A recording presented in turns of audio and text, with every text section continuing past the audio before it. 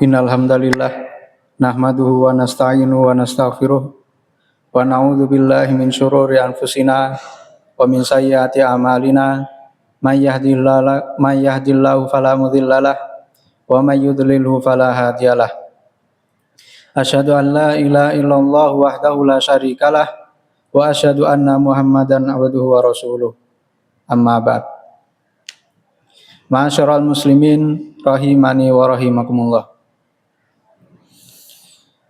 Di sini khatib tidak lupa berwasiat kepada diri khatib pribadi dan juga kepada para jamaah sekalian untuk senantiasa meningkatkan ketakwaan kita pada Allah Subhanahu wa taala.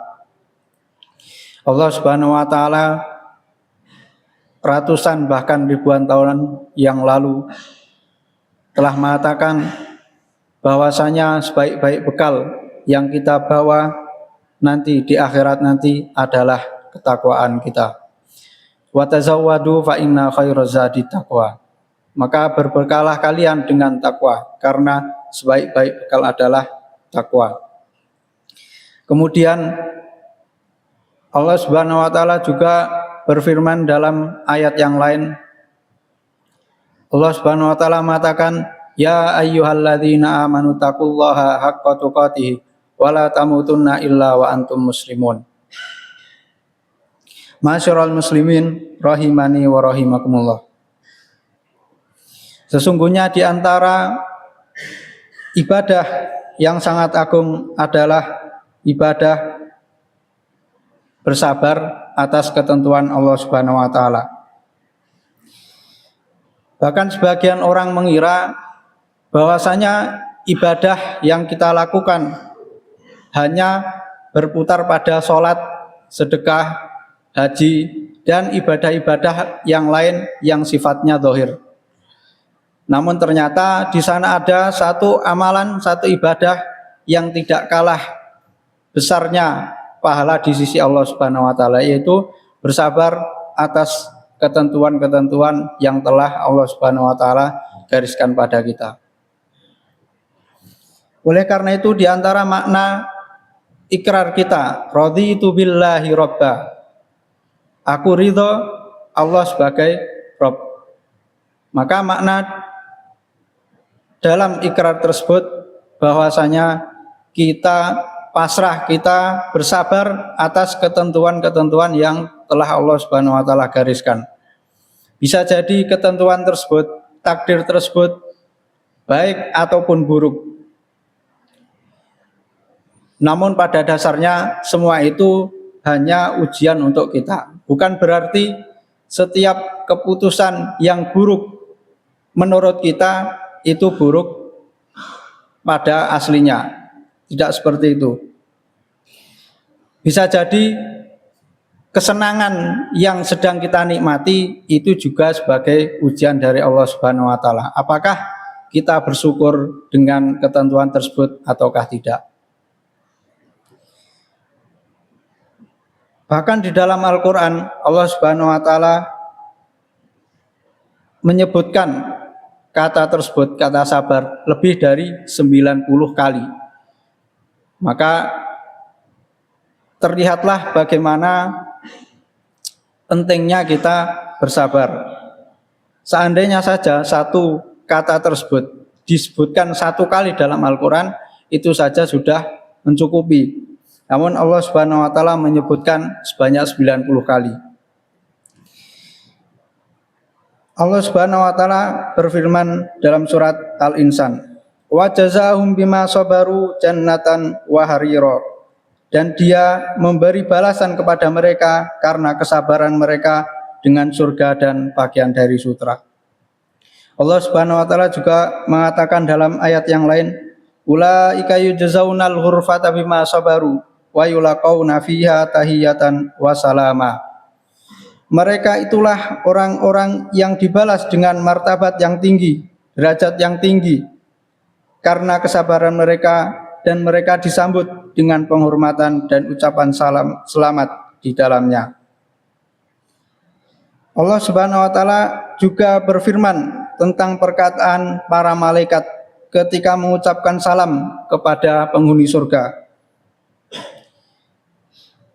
Allah mengatakan, salamun alaikum bima sabartum fani umakbadar. Nah, ini adalah perkataan para malaikat kepada para penghuni surga. Selamat sejahtera atasmu karena kesabaranmu, maka alangkah baiknya tepat kesudahan itu. Allah Subhanahu wa taala juga mencintai orang-orang yang sabar. Wallahu yuhibbus sabirin, dan Allah Subhanahu wa taala mencintai orang-orang yang bersabar.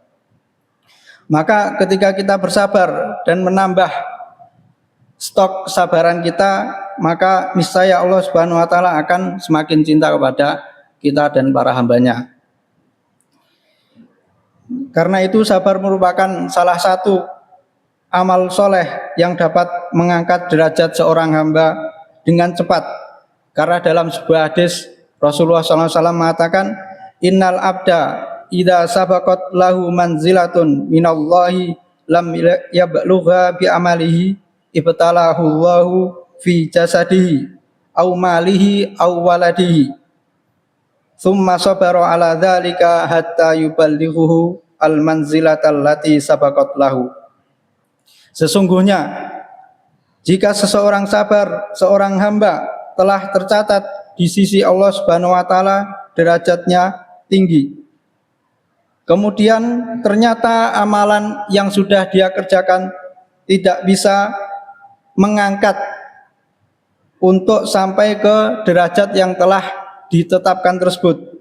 Maka Allah Subhanahu wa taala akan menguji orang tadi, baik menguji dalam jasadnya ataupun dalam hartanya ataupun juga pada anak-anaknya. Kemudian dia pun bersabar atas hal tersebut sampai dengan sabarnya itu akhirnya dia mendapat derajat yang telah ditetapkan baginya. Allah Subhanahu wa taala juga berfirman, innama yuwaffas sabiruna ajrahum bighairi hisab. Hanya orang-orang yang bersabarlah yang disempurnakan pahalanya tanpa batas. Bahkan dalam sebuah hadis Rasulullah SAW bersabda tentang besarnya agungnya pahala orang yang bersabar. Yawaddu ahlul afiyati yaumal qiyamati hina yu'ta ahlul bala'is thawab law anna juludahum kanat tuqradu bil maqarid. Orang-orang yang mendapatkan afiah, yaitu orang-orang yang selamat dari musibah dunia, yang ujian di dunianya sedikit, ketika di hari kiamat mereka melihat orang-orang yang dahulunya di dunia diberikan ujian yang banyak, mereka diberikan pahala yang banyak pula di akhirat. Sehingga orang-orang yang tadi ujian di dunianya sedikit, mereka berangan-angan seandainya kulit-kulit mereka digunting dengan gunting dari besi di dunia. Maka jelaslah dalam hadis ini bahwasanya orang yang bersabar atas ujian yang menimpa dia di dunia akan Allah Subhanahu wa taala berikan pahala yang sangat banyak.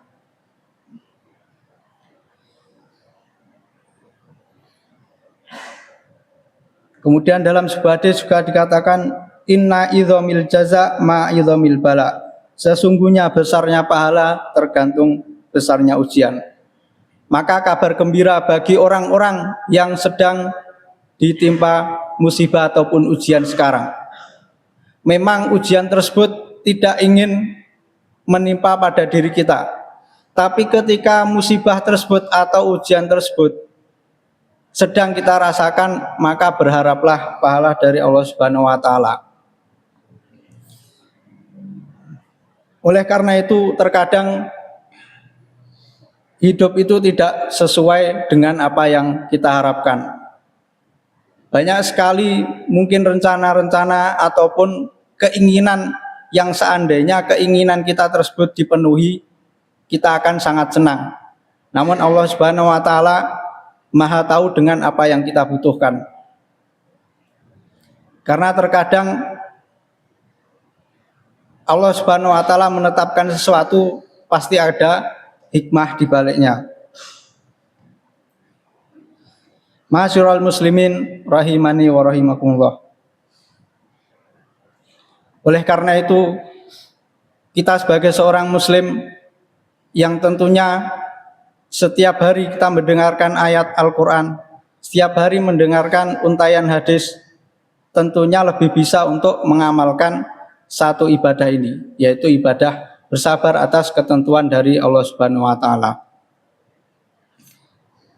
Seperti kata-kata yang sering kita dengar, semua itu akan indah pada waktunya. Kita tidak tahu ujian yang sedang menimpa kita sekarang itu akan berbuah manis di kemudian yang akan datang. Barakallahu li wa lakum fil Qur'anil azim wa nafa'ani wa iyyakum minal ayati wa dzikril hakim. Aqulu qauli hadza wa astaghfirullah li wa lakum wa lisairil muslimina min kulli dzambin fastaghfiruhu innahu wal ghafurur rahim.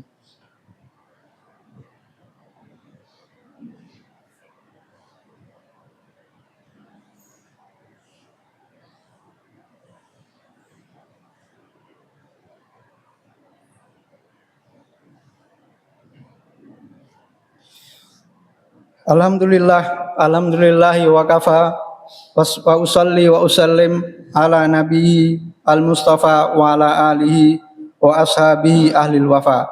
Asyhadu an la ilaha illallah wahdahu la syarikalah wa asyhadu anna Muhammadan abduhu wa rasuluh.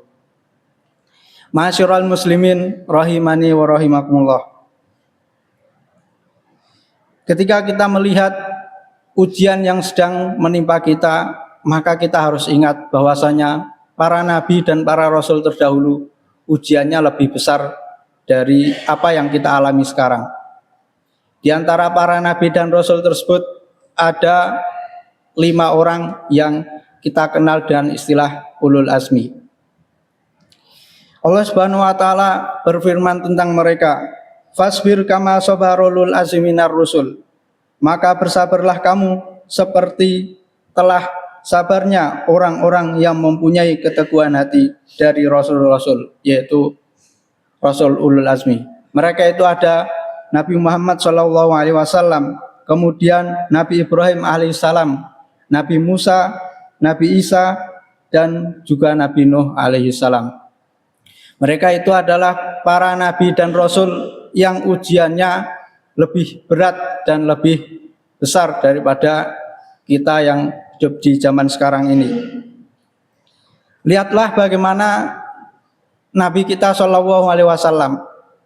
Dahulu ketika kecil, beliau jadi seorang yatim, ditinggal wafat oleh kedua orang tuanya. Tidak cukup sampai situ, kemudian beliau juga ditimpa dengan kemiskinan, bahkan beliau sendiri harus ikut membantu pamannya untuk berdagang. Kemudian setelah dewasa, beliau diusir dari rumahnya sendiri. Tidak cukup sampai di situ, beliau juga diusir dari kampungnya dan suku-sukunya yang lain yang besar. Mereka banyak yang tidak mau menampung ataupun membantu Rasulullah SAW. Tidak hanya itu, beliau pun juga diberi ujian. Anak-anak beliau, putra-putri beliau meninggal semua kecuali hanya satu saja ketika beliau masih hidup. Maka itu ujian beliau yang sangat besar. Makanya kita juga tidak heran bahwasanya Rasulullah SAW yang akan menempati telaga yang telah Allah Subhanahu wa taala siapkan di surga nanti. Allahumma sholli ala Muhammad wa ala ali Muhammad kama shallaita ala Ibrahim wa ala ali Ibrahim wa barik ala Muhammad wa ala ali Muhammad kama barakta ala Ibrahim wa ala ali Ibrahim innaka Hamidum Majid. Allahumma ighfir lil muslimina wal muslimat wal mu'minina wal mu'minat al ahya'i minhum wal amwat innaka samiun qaribun mujibud da'wat wa ya qadhiyal hajat. Allahumma inna nas'alukal huda wa tuqa wal afafa wal ghina. Allahumma inna nas'alukal huda wa tuqa wal afafa wal ghina. Allahumma kfina bihalalika an haramik wa aghnina bifadlika amman siwak. Rabbana la tu'akhidna in nasina aw akhtana. Rabbana wa la tahmil alaina isran kama hamaltahu 'alal ladzina min qablina. Rabbana wa la tuhammilna ma la taqata lana bih. Wa'fu 'anna waghfir lana warhamna anta maulana fansurna 'alal qaumil kafirin. Rabbana atina fid dunya hasanah wa fil akhirati hasanah wa qina adzabannar. Fa ya ibadallah, innallaha ya'muru bil adli wal ihsani wa ita'i dzil qurba wa yanha 'anil fahsya'i wal munkar wal baghi ya'idukum la'allakum tadhakkarun.